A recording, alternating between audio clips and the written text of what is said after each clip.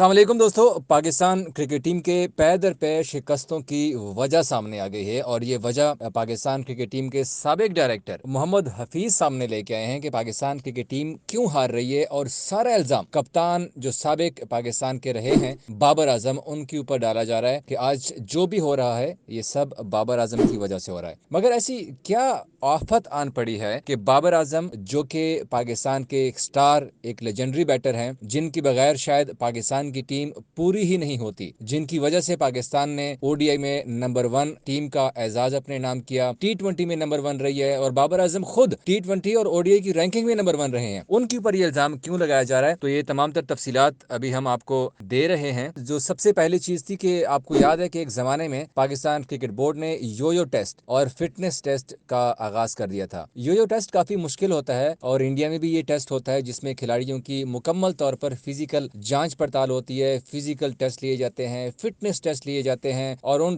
Test की बुनियाद के ऊपर खिलाड़ियों की फिर रेटिंग की जाती है। भारत में तो विराट कोहली उनके बड़े जो मोस्ट फिटेस्ट प्लेयर हैं वो विराट कोहली हैं। इसी तरह से जब योयो टेस्ट पाकिस्तान में हुए थे, जब ये सिलसिला पहली बार शुरू हुआ था, तो उसमें बाबर आजम सबसे टॉप पे थे। लेकिन उस योयो टेस्ट में बहुत सारे ऐसे पाकिस्तानी प्लेयर्स थे जो कि नाकाम हो गए थे। एक तो उमर अकमल का नाम आपको याद है कि वो भी फेल हो गए थे। अब जब इतनी ज्यादा तादाद में खिलाड़ी फेल हुए उस टेस्ट में, तो फिर अभी ये खबरें गर्दिश कर रही हैं कि शायद जो बाबर आजम हैं उस वक्त जो पाकिस्तान क्रिकेट टीम के कैप्टन थे और हेड कोच मिकी आर्थर, उन्होंने इस टेस्ट को खत्म कर दिया था। उन्होंने इस टेस्ट को रोक दिया था कि अब मजीद हम ये टेस्ट नहीं करेंगे। जो टीम मैनेजमेंट थी मुतफिका तौर पर यह फैसला किया गया था कि अब फिटनेस कैंप में जो टेस्ट लिए जाते हैं और उनके साथ साथ जो योयो टेस्ट है वो नहीं होगा। और शायद इसी वजह से अब पाकिस्तान की टीम हार रही है, क्योंकि खिलाड़ियों के फिटनेस का वो मयार नहीं रहा जो कि होना चाहिए। आपको याद है कि एशिया कप में पाकिस्तान के खिलाड़ी इंजरी का शिकार हुए, वर्ल्ड कप में भी हम नसीम शाह जैसे जबरदस्त बॉलर के साथ नहीं खेल सके थे। उनके साथ साथ एहसान उल्लाह इंजरी का शिकार थे, हसनैन भी इंजर्ड हो गए थे और शाहीन शाह अफरीदी मुश्किल से इंजरी के बाद वापस आए थे। शाहीन शाह अफरीदी ने एक लंबा अरसा इंजरी की वजह से बाहर गुजारा क्रिकेट से। तो ये तमाम तर चीजें थी जिसके बाद फिर अब पीसीबी को शायद ये एहसास हो गया है कि नहीं, अब दोबारा से ये टेस्ट शुरू करने चाहिए। और इस टेस्ट का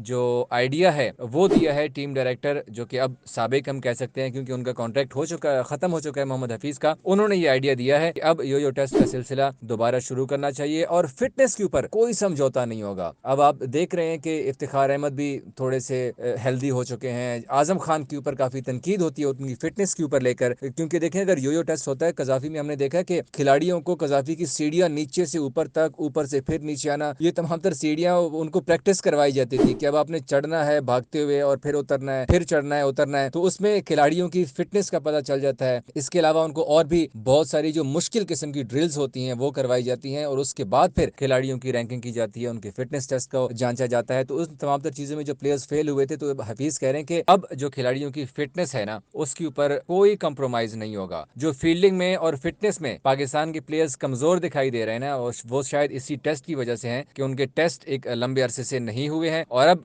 मोहम्मद हफीज कह रहे हैं कि जो नई टीम मैनेजमेंट होगी उनको, उन्होंने कहा है कि जो खिलाड़ी का जो वजन बढ़ रहा है उससे भी टीम मैनेजमेंट खुश नहीं है, क्योंकि कुछ खिलाड़ी ऐसे भी हैं जिनके वजन काफी ज्यादा बढ़ चुके हैं। और मोहम्मद हफीज ने खुद ये फैसला किया है कि अब पाकिस्तान क्रिकेट टीम के प्लेयर्स के लिए जो नया फिटनेस प्रोग्राम होगा वो खुद तश्कील देंगे और उसमें वो डिसाइड करेंगे कि क्या क्या होगा, किस तरह के टेस्ट लिए जाएंगे खिलाड़ियों के। और ये पीएसएल जैसे ही गुजरेगा, पीएसएल के बाद जो पाकिस्तान की अगली सीरीज होगी उससे पहले खिलाड़ियों के तमाम जितने भी प्लेयर्स हैं, चाहे वो कैप्टन है, चाहे वो वाइस कैप्टन है या चाहे वो बाकी प्लेयर्स हैं, उन सब के फिटनेस टेस्ट लिए जाएंगे। और फिटनेस टेस्ट जो खिलाड़ी पास करेगा सिर्फ उसी खिलाड़ी को प्रायोरिटी दी जाएगी पाकिस्तान क्रिकेट टीम में सिलेक्शन के लिए। अब लेट सपोज अगर बाबर आजम उस टेस्ट में नाकाम होते हैं, जो कि सवाल ही नहीं पैदा होता क्योंकि बाबर आजम तो खुद बहुत फिट प्लेयर हैं इस वक्त पाकिस्तान टीम के, तो अगर वो, मैं एक एग्जांपल दे रहा हूं कि अगर बाबर आजम नाकाम होते हैं तो फिर बाबर आजम को भी सीरीज में मुंतखब नहीं किया जाएगा। ये बड़ा सख्त किस्म का स्टेप लिया है मोहम्मद हफीज ने। अब देखना यह है कि फिटनेस टेस्ट जिसमें अब सारा जो मलबा है वो बाबर आजम के ऊपर डाला जा रहा है, अब इसमें बाबर आजम का कोई बयान आता है या नहीं। गो कि अभी तक तो बाबर आजम ने इस हवाले से कोई लबकुशाई नहीं की है, अभी तक उन्होंने कोई बयान नहीं दिया। और बाबर आजम वैसे भी मीडिया में बहुत कम इस तरह के